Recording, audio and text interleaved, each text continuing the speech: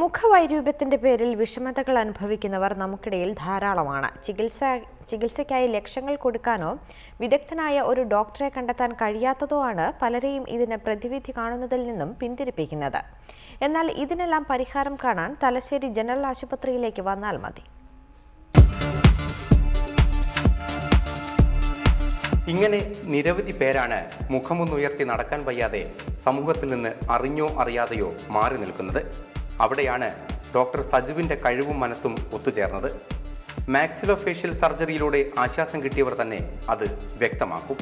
സാധാരണ എനിക്ക് ഭക്ഷണം കഴിക്കാൻ ഭയങ്കര ബുദ്ധിമുട്ടായിരുന്നു. ഇങ്ങനെ ചവക്കാനൊന്നും പറ്റാത്ത, ഇങ്ങനെ ഭക്ഷണം കഴിക്കാൻ കുറച്ച് മടിയേനും, കുറച്ച് ഹാർഡ് വർക്ക് ചെയ്യേണ്ട പോലെ തോന്നിനി. അപ്പോൾ ഇത് ചെയ്തതിന് ശേഷം കുറച്ച് സ്മൂത്തായിട്ട് ഭക്ഷണം കഴിക്കാൻ പറ്റുന്നുണ്ട്, നന്നായിട്ട് ചവക്കാൻ പറ്റുന്നുണ്ട്. പല്ലിൽ കുറിപ്പിട്ടായിരുന്നു. അങ്ങനെ ഡോക്ടർ ചിരിക്കാൻ നേരത്ത് മോണയും പിന്നെ വായി പൂട്ടാനായിട്ട് പറ്റിയിരുന്നു.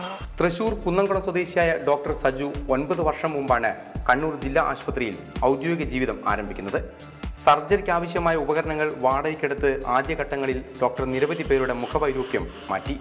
2011 തലശ്ശേരി ജനറൽ ആശുപത്രിയിൽ സേവനം ആരംഭിച്ച ഇദ്ദേഹം ഇന്ന് ഈ ആശുപത്രിയെ പൂർണ്ണ സജ്ജമാക്കിയിരിക്കുകയാണ്.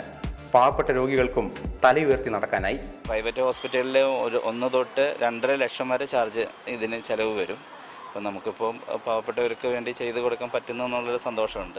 പ്രവർത്തന മികവിന് ഇന്ത്യൻ ഡെന്റിസ്റ്റ് ജേണൽ ഏർപ്പെടുത്തിയ ദേശീയ തലത്തിലുള്ള അവാർഡും ഡോക്ടർ NS സജുവിനെ തേടിയെത്തി.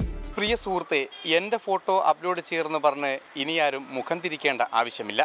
കാരണം മുഖത്തെ വൈരൂപ്യങ്ങൾ മാറ്റാൻ സദാസന്നദ്ധനായി ഒരു ഡോക്ടർ ഇവിടെയുണ്ട്. നമ്മുടെ സർക്കാർ ആതുരാലയങ്ങൾക്ക് അഭിമാനമായി. തലശ്ശേരിയിൽ നിന്നും cameraman Limesh ചെറുപേഷ്ക്കൊപ്പം K Saseendran, reporter.